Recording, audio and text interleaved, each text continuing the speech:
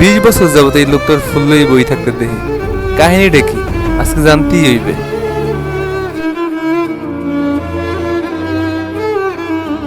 আসসালামু আলাইকুম আঙ্কেল। ওয়ালাইকুম আসসালাম। আঙ্কেল একটু কথা বলতে চাই। কি বলবো বলো। আঙ্কেল 20 বছর যাবত দেখতেছি আপনি রেগে বসে রয়েছেন। মানুষজন তো আপনাকে সুগার ডেড বলে। যাদব সুগার মানে? না আঙ্কেল, মানুষজন তো বলে আপনাকে সুগার ডেডি, কিন্তু আপনার চরিত্র তো খারাপ না। বিষয়টা কি একটু জানতে চাই। তোমার কোনো কাজ আছে? বেশি পাকনামি করো, কোনো কাজ থাকলে কাজে যাও। বেয়াদব। না, মানুষজন আপনাকে অভিশাপে একটা কথা বলে। অভিশাপেই তো খাইলে। এদিকে আসো, বসো এই জায়গা। তুমি অভিশাপের কথা যে বললা, তুমি অভিশাপের বিষয়ে তো আর কিছু জানো না। না আঙ্কেল, তোমার পুরো কাহিনীটা আমি বলি। বলেন।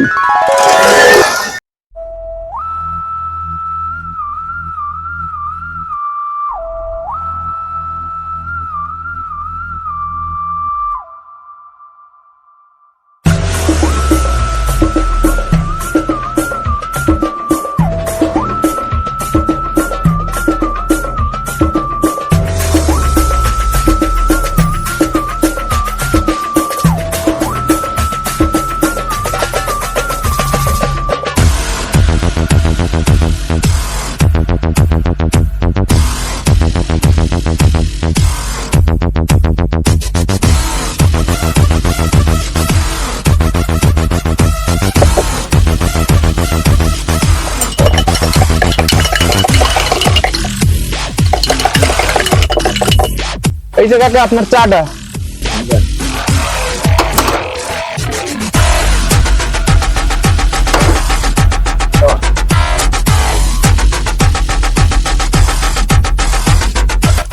একটা চা দে।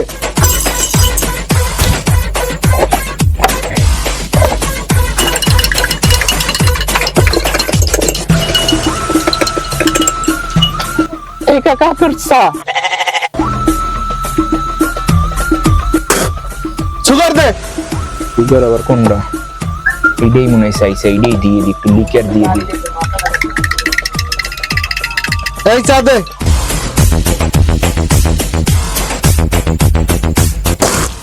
তোর দ্বারা চাইলাম সুগার, তুই দিলি লিকার। তুই জীবনে অনেক বড় লোক হবি, কিন্তু হবি তুই সুগার ডেডি। এই তোর অভিশাপ দিলাম। সুগার টেরি দেখি কি অভিশাপ দিয়ে গেলে? সুগার কি আর দেবে কি?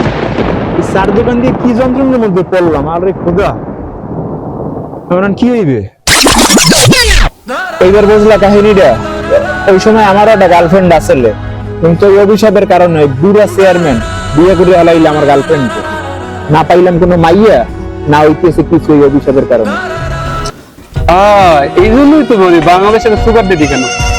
আচ্ছা আঙ্কেল, আপনারা সব সুগার ডেডি, সরি, আপনারা সব অভিশপ্ত লোকেরা মিলে ওই বাবার সাথে দেখা করেন না? ওই শালার লগে দেখা করি নাই, ওরা অনেক খুঁজছি। ও একটু অতিরিক্ত সুগার খায়। এই সুগার খাইতে খাইতে ডায়াবেটিস হয়ে শালাই মরছে। আর অভিশপ্ত করে গেছে আমাগো। একদম পুরো এই গোলাপের মতন করছে, ধুতো দেওয়া গোলাপের মতন। এরপরে এক বাবার সাথে আমাকে দেখা হয়েছিল। সেই বাবা আমাদের বলছিল 14ই ফেব্রুয়ারি একটা সুযোগ, তো একদিনে আমরা অভিশাপ কাটাইতে পারি। এই একদিন যদি ট্রাই করে কোনো মাইয়ে পাই তো পাইলাম, না পাইলে নাই। 40টা ফেব্রুয়ারি আমার জীবনকে চলে গেছে। আরো কয়শো ফেব্রুয়ারি যায় কে জানে। ওইটাও মিস।